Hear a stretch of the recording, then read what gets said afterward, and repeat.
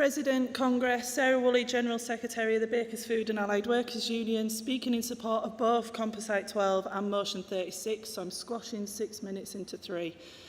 I've done a lot of work over the last couple of years with some amazingly brave sisters in MeTU, and the disclosures that we're hearing at meetings and being contacted about show that sexual harassment is a huge problem in our movement, the scale of which I truly don't think is appreciated.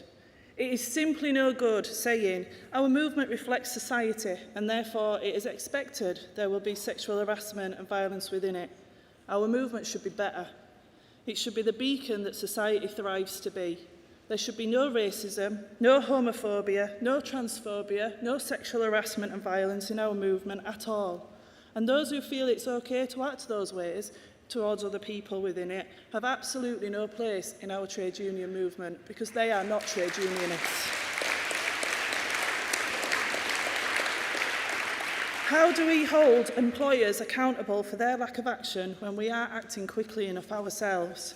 How do we look our members in the eye when considering putting subs up when potentially hundreds of thousands of pounds of their money has been spent on silencing survivors using non-disclosure agreements and paying off perpetrators?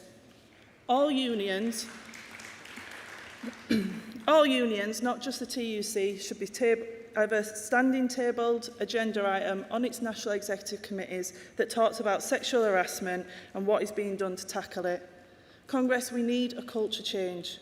It is no longer acceptable to have open secrets about who should be avoided when the bar is open, ensuring young women aren't left alone with certain men in our movement that are called brothers but certainly don't act like it. And I want to finish by giving a huge shout out to Nikki Pound, who has done a phenomenal job getting the TUC work done up to here, supported, I know, by Kudzia Batul.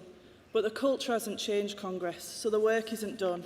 And more resource needs to be put into sexual harassment working group to ensure everything asked for in the motions and the many other motions that have yet been passed on sexual harassment to be debated at future women's conferences and congresses can be implemented properly. So please support both the Composite and Motion 36. Thank you.